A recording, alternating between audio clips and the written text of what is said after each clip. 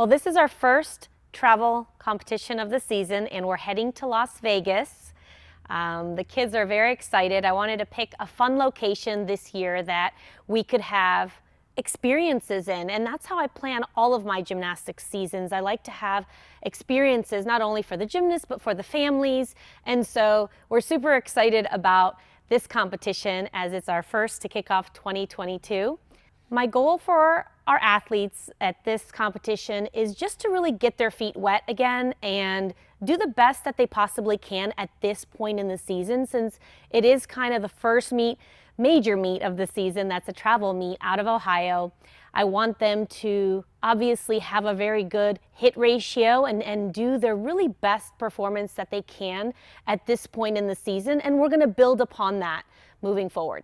I feel really confident with their preparation, and I can speak for them because I'm with them all the time, so I know what they're training. I do their lesson plans, I plan their preparation, I do their conditioning, flexibility, and all of that. So I see their daily progress, and for the entire team, I'm really proud of how far they've come. They've come a long way, and it is so exciting for me as a coach to see their progress and see where they are right now. I mean, some of our athletes have made tremendous strides, and other athletes are starting to make incremental strides. And so everybody's in a different place, but overall, I feel really good that we're all fairly healthy and we're ready to go. And that's my main goal, is just to always keep them as healthy as possible, taking care of their bodies, making sure that they are taking care of them as well.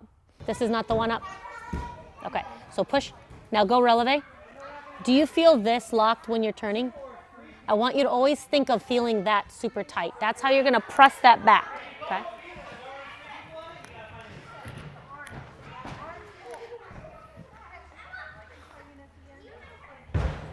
I'm most excited for my floor routine because I've been working on upgrades that I get to put in my routine this year. In the beginning of this floor this year, I didn't have my double on the floor, but now I'm doing it. And I'm also making my 1.5 punch front more consistent. I've never been to Vegas before, but I'm excited to go see a show that me and my friends are watching in Vegas. Front layout to land so nice and upright that it's floating into the front pike.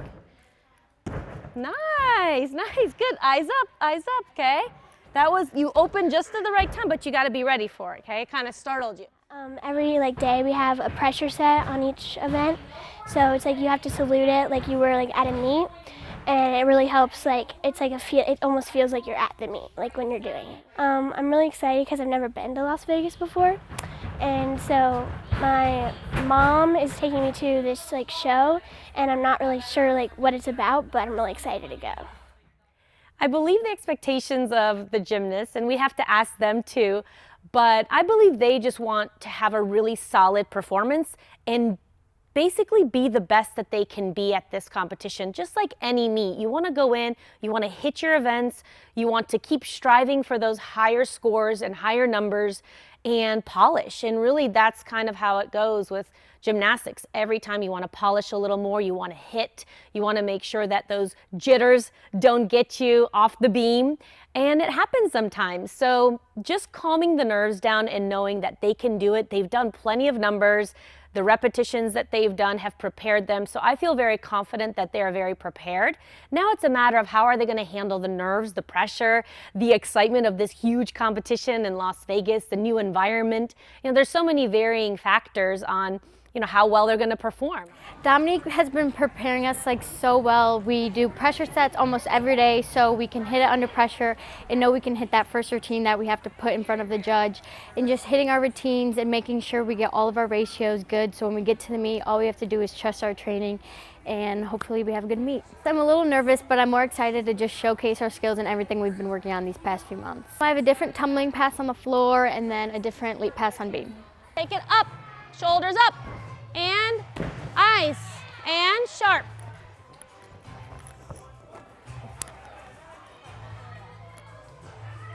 Breathe. Come on. Don't overdo it, just clean and light, and up. All right. Nice handstand, better. Stretch, heels up. There you go, stretch that catch, that's it. And patience. All right, by yourself, you got this. Come on, Nadia, get the toes up. Come on. Come on, that's a handstand. Good. Now hang. Hang, get the toes up. Toes up. Yeah! Finally, the girl I know on bars. Okay, just you landed a little lock-legged on the dismount. Just be careful, okay, for your knee's sake.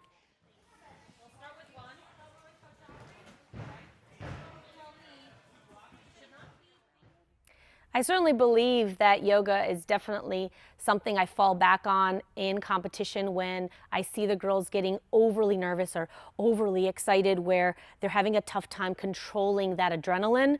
I do remind them, breathe, remember, right here, just slow everything down. Calm down, and right in the pit of the belly. Sometimes I'll put my hand there and just say, calm down, or put my hand on their shoulder. It's gonna be okay, just stay calm and keep breathing. And if you can control your breath, you can control the nerves. And so that's something that they did learn in yoga and they have learned. So I'm hoping that they can channel that so they can remain centered throughout the competition. That's always a goal for sure.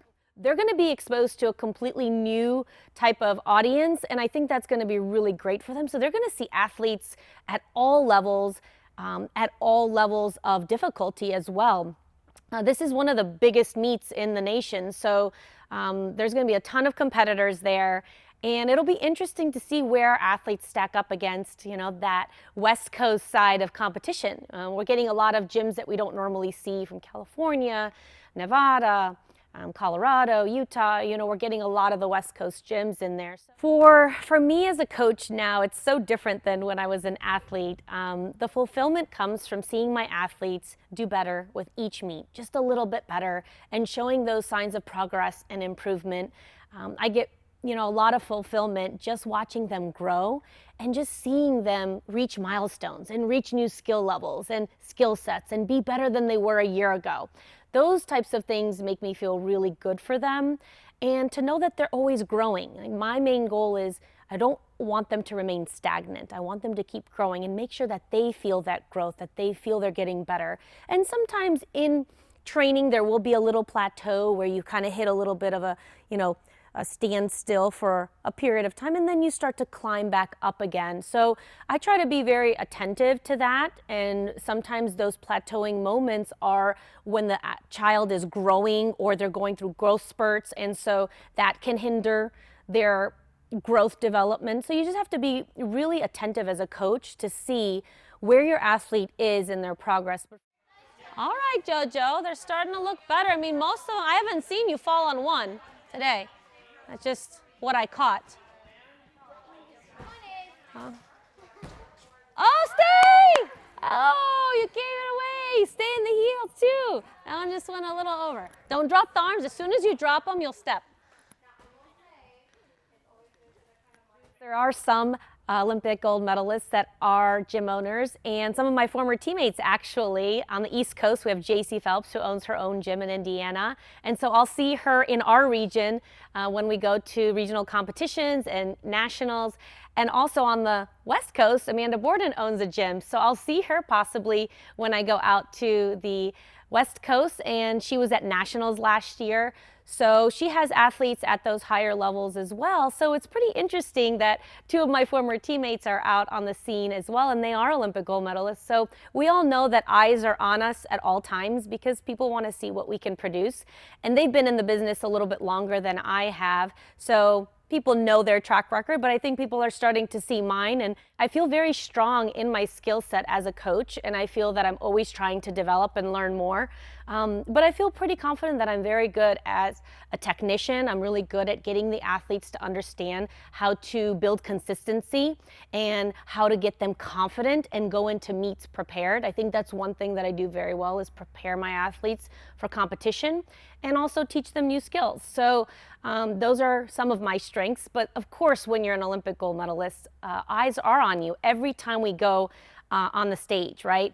Anytime you go to competition, you are having people glance at your athletes and look and see, are they well developed? And honestly, the coaches within the community, they don't always respect you until they see how well your athletes are and how well you produce your athletes. So I would say patience and safety are a huge part of the way that I train and part of my culture and philosophy.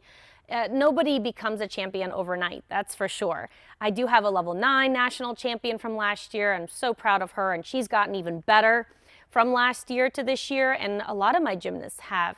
And a big strategy of mine is always to continue developing them. And patience is a big part of development. It's like watching the grass grow, right? You have to have so much patience to kind of see it grow just a little bit and a little bit at a time. But I know that I've developed that skill with time, and I feel that I'm in a good place of understanding how to be patient, but also encouragement. Encouragement is so important as a coach to know when to push, when to back off, when your athletes had enough for the day, also to not risk injury. That's another thing that's really important, is how do I make sure that I keep them safe? And I can tell by their body language if they're tired, if they're fatigued. I have to taper back the training lesson today. And I think that's a fine line a lot of coaches don't know, and they just don't have the intuition for, because a lot of them maybe didn't do it at the high level.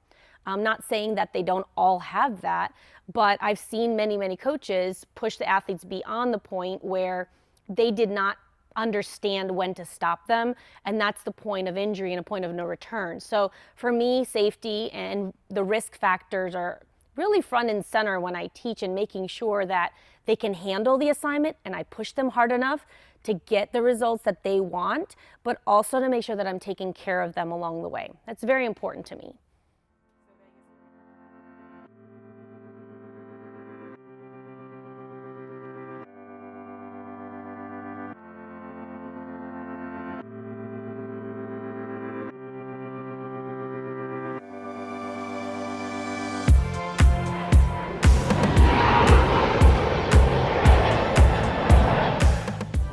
It's me and Nadia again. We officially made it to Vegas. Yeah!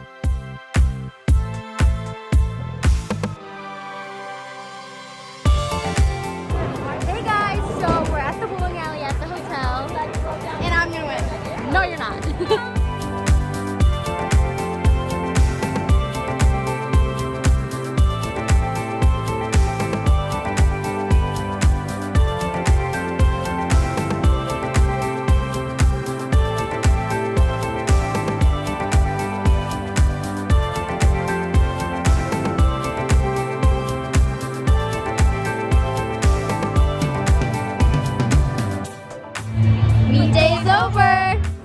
So we're on the way to the Luxor to watch the Blue Man Group at 7.